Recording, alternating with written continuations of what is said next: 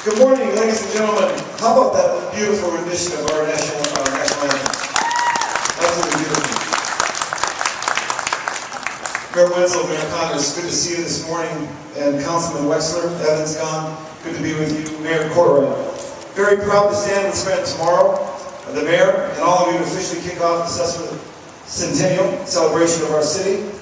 Since the beginnings of our nation, Pennsylvania has been the keystone state, and many of the success stories that marked the economic and industrial ascendancy of America began right here in Scranton, in the Lackawanna Valley. The Industrial Revolution in iron and coal was transformed the national and global economy was fueled from here in Scranton, from here in northeastern PA. Right here in Scranton, as their nail factory was floundering and failing financially, the namesakes of this great city, George Selden and Joseph Scranton, decided that a lucrative rail contract might be the business plan. That is, the gamble that could restore their lost investments. This is the nails to rails story. As the nearby New York and Erie Railroad had a contract with the state of New York to build a rail line from Port Jervis to Binghamton, at the time the British had a global monopoly on rail production, but manufacturers in the UK refused to supply the Erie Railroad with the needed rails, so the Scrantons saw their chance. They persuaded the board of the railroad that they could fulfill a 2-year contract and produce 12,000 tons of T-rails. The Scranton's backs were against the wall. The construction of the mill and making of thousands of tons of rails seemed almost impossible.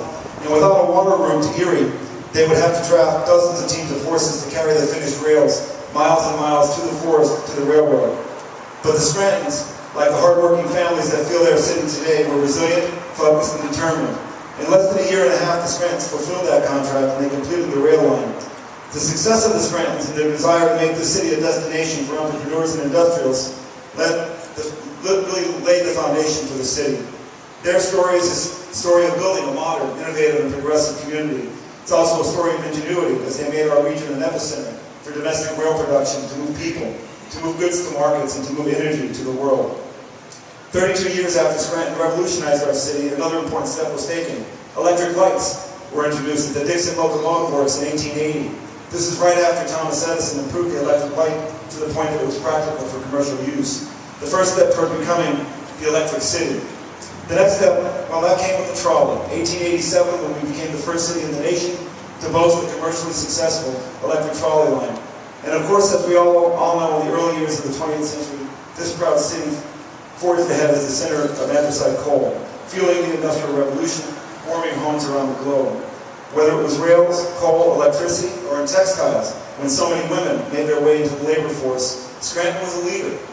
And it continues to be a leader today with some of the best manufacturers, healthcare facilities, and academic institutions in the world. We're only the 6th largest city in the Commonwealth, but our influence and importance are unmatched in the social and political history of the region and indeed our nation.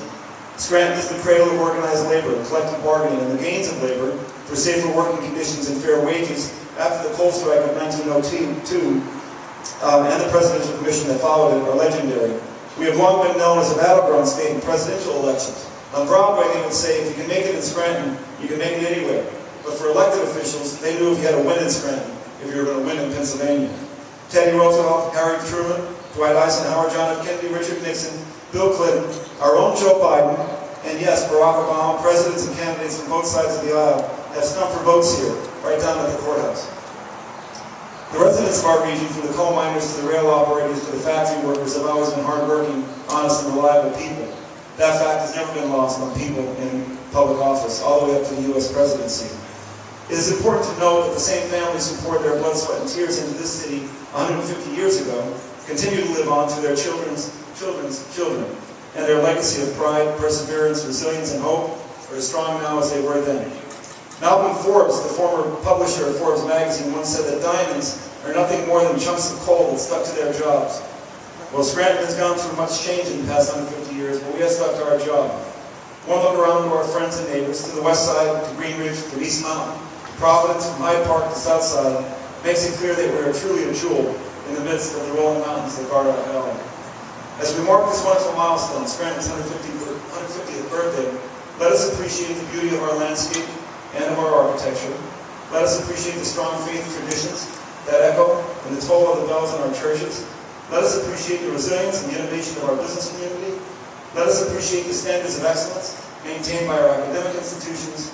Let us appreciate the inspiration and the quality of our arts and culture. Most importantly, let us appreciate the kindness and the extraordinary generosity of our people. Thank you again for the opportunity to speak with you this morning. I look forward to an exciting year of special events, not only to celebrate our history, but to envision our future as we mark the 150th birthday of the city of Scranton. Thank you.